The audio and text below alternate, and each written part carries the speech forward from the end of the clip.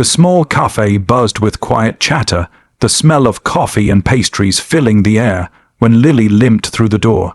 Her prosthetic leg made a faint metallic sound against the tiled floor with each step, but her smile was warm, genuine, and bright.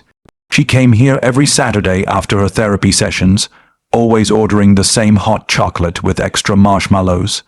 She was only 16, a little shy, but her heart was big, her spirit unbroken, even after the accident that had taken her leg a year earlier. She had fought hard to walk again, to face the world again, to live normally, but that morning, not everyone in the cafe had her kind of heart. At a corner table sat 3 teenage boys from her school, loud, arrogant, and cruel. They saw Lily walk in and exchange smirks. "Hey, look who it is." One of them whispered loud enough for others to hear. "The pirate girl." Another added, snickering. Lily tried to ignore them. She just wanted to enjoy her drink and leave in peace. She found a quiet corner and opened her sketchbook, but the boys didn't stop. "Yo, peg leg, don't fall over." One of them shouted, laughing. The cafe grew quiet. Everyone turned. Lily froze, her hands trembling slightly as she tried to hide her prosthetic under the table. Her eyes burned with humiliation, but she refused to cry. The boys walked closer, circling her table like vultures. "You think you're special just because you walk funny." One sneered. "What happened? Trip over your own foot." His friends laughed again, and one of them reached over and knocked over her drink, spilling hot chocolate all over her sketchbook. That was the moment Lily broke. She stood up, shaking with anger, and shouted, "Stop it." Her voice cracked, but it carried through the cafe. The bullies laughed even louder. "Shut it, pegleg," the tallest one said, and then, before anyone could react, he slapped her across the face.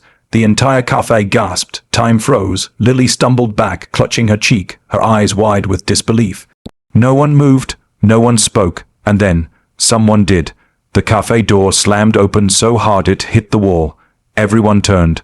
A tall man with broad shoulders and a thick leather jacket stormed in, his face thunderous. His jaw was tight, his eyes blazing with fury. "Lily," he said, his voice trembling, but not from fear, from rage. Lily's eyes filled with tears. "Dad," she whispered. Her father, Mark, was a retired soldier, a man who had seen war. But nothing tore him apart like seeing his daughter hurt. He saw the red mark on her cheek, the spilled drink, and the boys standing there frozen in guilt. His fists clenched so hard the veins in his arms bulged. "Which one of you?" he said in a low, dangerous tone. "Put his hands on my daughter." None of the boys spoke. The tallest one, Jason, tried to step back, but Mark's glare locked on him like a target. It was an accident," Jason stammered. "We were just joking." Mark's voice cut him off cold as steel. "You call slapping a girl with a prosthetic leg a joke?" His voice rose, shaking the air around them. "You think humiliating someone who's already fought harder than you'll ever understand is funny?" Jason swallowed hard, his face pale. The entire cafe watched in silence. Mark stepped closer, his towering frame casting a shadow over the boys. "You see this leg?" he said, pointing to Lily's prosthetic. "You see the courage it took her to walk in here, to face people like you, who only know how to mock what they can't understand." The boys stood frozen, eyes down. Mark's voice trembled with pain. "My daughter lost her leg saving her classmate from being hit by a truck. She pushed another kid out of the way and took the hit herself. And you," his voice cracked with emotion, "you think it's funny to call her names." The entire cafe was silent except for Lily's quiet sobs. Jason's lips quivered. His friends shifted uncomfortably, shame washing over them. Mark took a deep breath, trying to hold himself back. "You boys need to learn what strength really looks like," he said finally. "It's not in mocking someone weaker. It's in standing by them, protecting them, respecting them." He looked straight at Jason, his eyes fierce but steady. "You hit my daughter once. If you ever so much as look at her wrong again, I'll make sure the police and your parents hear every detail. Do you understand me?" Jason nodded quickly, his voice barely a whisper. "Why, yes, sir, good," Mark said sharply. Then he turned to Lily and gently touched her face, his expression softening instantly. "You okay, sweetheart?" She nodded weakly, tears spilling down her cheeks. He hugged her tightly, his anger melting into sorrow. The cafe erupted into quiet applause. People who had been silent moments earlier now standing in support. a woman approached and offered Lily a napkin. An older man at another table muttered, "About time someone taught those brats a lesson." The bullies left quickly, their heads hanging low, the weight of their actions finally sinking in. Mark guided Lily back to her seat, wiped her tears, and replaced her spilled drink with a fresh one. "You're the bravest person I know," he said quietly. "Don't ever let anyone make you feel small."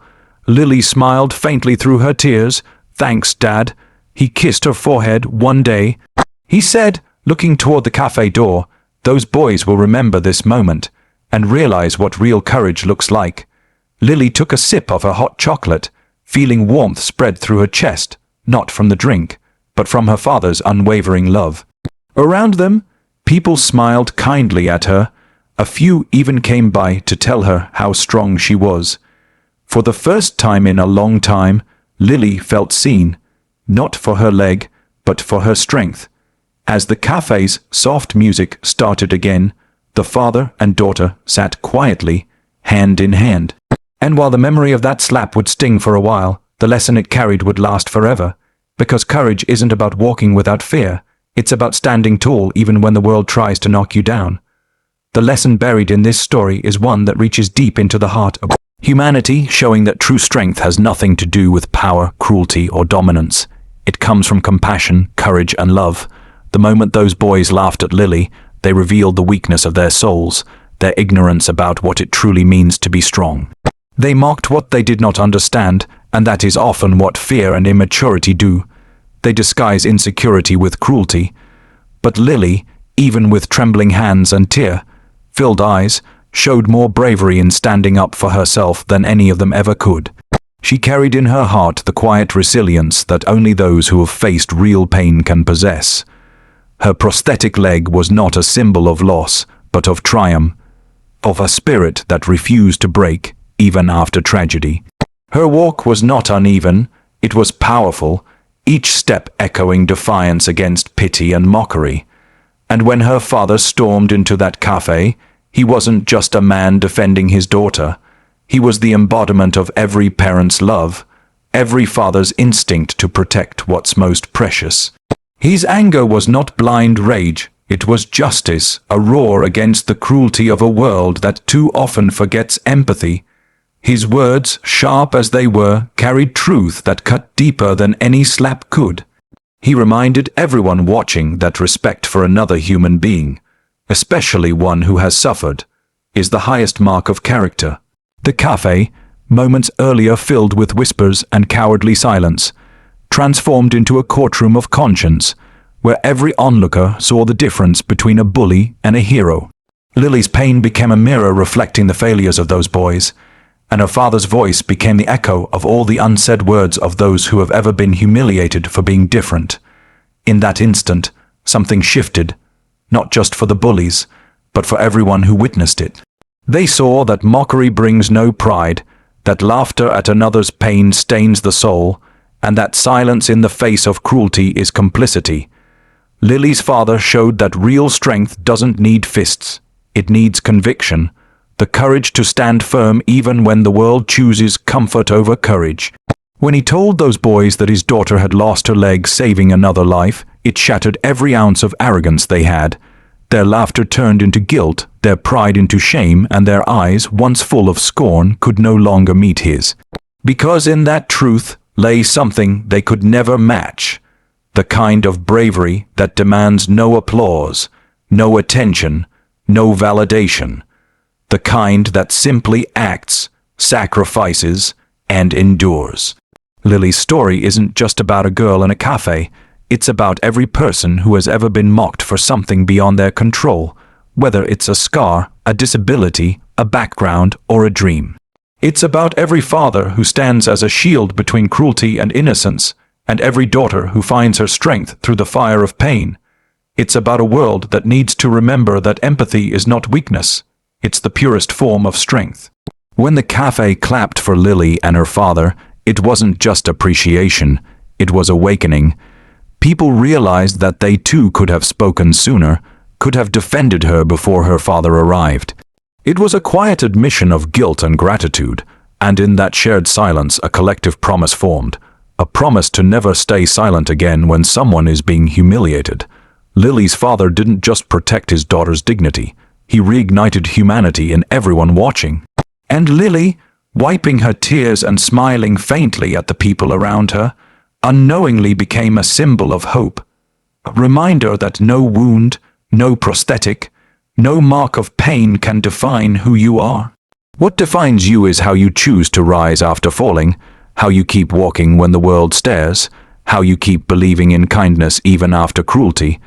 The cafe, once filled with laughter at her expense, became a place of redemption. The bullies left not as victors, but as boys who had been shown the mirror of their own hearts. One day, they would remember that moment and feel the sting of shame each time they thought about it. And maybe, just maybe, it would make them better men. That's the power of truth. It doesn't punish, it teaches. That's the power of love. It doesn't just protect, it transforms. And that's the power of courage. It doesn't end with one act. It echoes forever in those who witness it. Lily's story proves that heroes don't always wear uniforms or stand on battlefields. Sometimes they sit quietly with trembling hands, holding a cup of hot chocolate in a small cafe. Sometimes they limp, sometimes they cry, but every step they take is a victory. And sometimes heroes are fathers who walk through a door just in time, not to fight, but to speak truth so loud that it silences cruelty itself. In that cafe, amidst the spilled drink and the broken sketchbook, something more beautiful emerged. A father's love, a daughter's courage, and a lesson that burned itself into the hearts of all who saw it. A lesson that says, never mock what you don't understand, never belittle another's pain, and never forget that the strongest people are often the ones who've already survived what would have destroyed others. That day, Lily didn't just reclaim her dignity, she reminded the world what real strength looks like. And her father didn't just defend his daughter, he defended the very idea of decency. The bullies walked away smaller men, the crowd walked away wiser souls, and Lily walked away prouder than ever, her steps slow but steady, echoing the sound of quiet victory, a rhythm that said, "You can't break me,